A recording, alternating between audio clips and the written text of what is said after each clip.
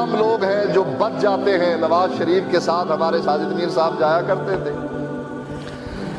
جب وہ داتا کے دربار پر جاتا یہ کہتے بھئی میں تو نہیں جاتا، تم جاؤ، میں یہیں تمہارا انتظار کرتا ہوں، واپسی پر مل لیں گے۔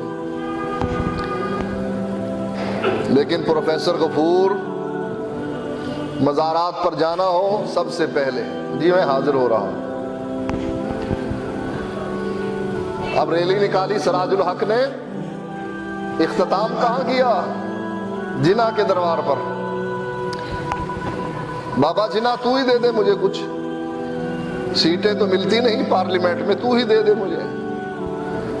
جب ہماری قوم کی اکثریت شرک کرتی ہے، سیاسی اور مذہبی جماعتیں اس میں ملوث ہیں، پھر کیسے معیشت سدھرے گی؟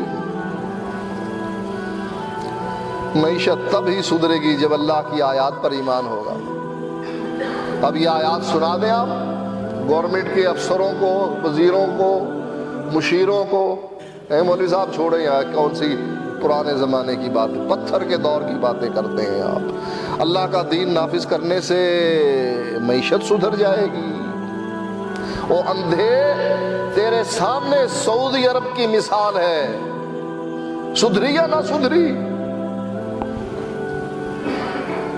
دل ٹیڑھا ہو گیا ہے ہمارا، ہم عوام کا بھی، حکومت کا بھی، مشیروں کا بھی، وزیروں کا بھی دل ٹیڑھا ہو گیا ہے، بات بنتی نہیں، چل چلاؤ ہے بس۔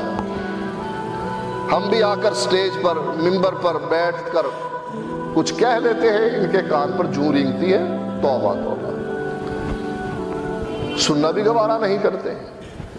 میرے بھائیوں یہ ٹھیک ہوں یا نہ ہوں، آپ تو ٹھیک ہو جائے نا۔